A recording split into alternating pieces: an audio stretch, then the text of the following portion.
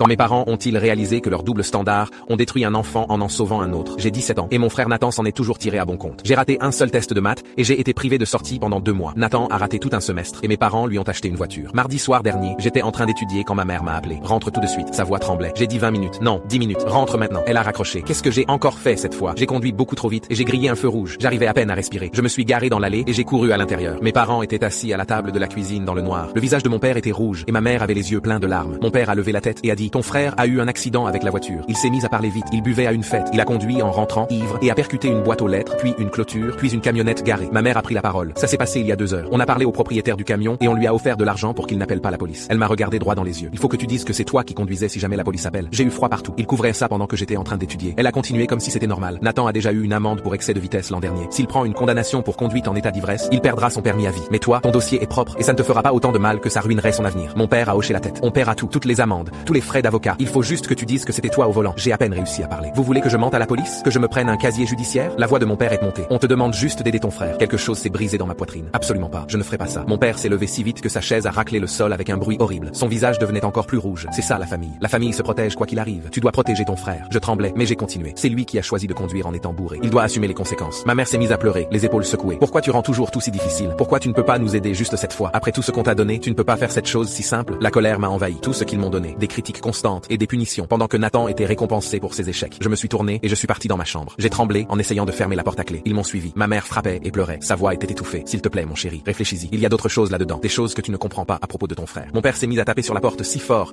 que je croyais qu'elle allait céder. Ouvre cette porte tout de suite. Si tu n'aides pas ton frère, oublie la fac, oublie ta voiture, oublie tout ce qu'on a fait pour toi. J'ai mis mon casque et j'ai monté la musique à fond. Les coups se sont arrêtés. Le lendemain matin, je suis descendu. Nathan était assis à la table de la cuisine, les jambes bougeant si vite que la table tremblait. Son visage était pâle et couvert de sueur. Il regardait sans arrêt la porte d'entrée, comme s'il s'attendait à voir quelqu'un débarquer d'une seconde à l'autre. Mes parents étaient debout dans le coin, chuchotant nerveusement. Dès qu'ils m'ont vu, ils se sont tus et m'ont fixé. Les yeux de ma mère étaient rouges et gonflés, comme si elle avait pleuré toute la nuit. Mon père refusait de me regarder. Il fixait sa tasse de café. Personne n'a parlé. L'air était étouffant. L'après-midi, le bureau m'appelle en classe. Mon prof me dit de prendre mes affaires et d'y aller. J'ai le ventre qui se noue. En entrant, 2 policiers m'attendaient. L'un d'eux m'a fait signe de m'asseoir. Asseyez-vous. On doit parler d'un accident de voiture. Je commence à transpirer. Ma chemise colle à mon dos. L'un sort des papiers avec mon nom dessus. Le propriétaire du camion nous a appelés. Vos parents ont essayé de le soudoyer. Il était dehors au moment de l'accident et il a vu ton frère sortir de la voiture complètement ivre. Un poids s'est enlevé de ma poitrine. L'autre policier a continué. On est passé chez toi ce matin. Tes parents nous ont montré un rapport de police disant que tu conduisais. Ils ont imité ta signature. Ils l'ont fait. Ils ont déposé de faux documents à ton nom. On a comparé l'écriture avec tes dossiers scolaires. Ça ne correspondait pas. Ensuite, on a fouillé la voiture de ton frère chez toi. Il s'est arrêté et m'a regardé. On a trouvé des cachets sous le siège avant. Des cachets de rue. Des centaines. C'est ce que ma mère voulait dire. C'est pour ça que Nathan avait l'air terrifié ce matin-là. C'est pour ça qu'ils étaient désespérés. La voix du policier est devenue plus douce. Tu as d'autres proches qu'on peut appeler? J'ai donné le numéro de mes grands-parents. 4 mois plus tard, je vis chez eux. Des gens qui se soucient vraiment de moi. Mes parents ont pris 6 mois de prison. Nathan est en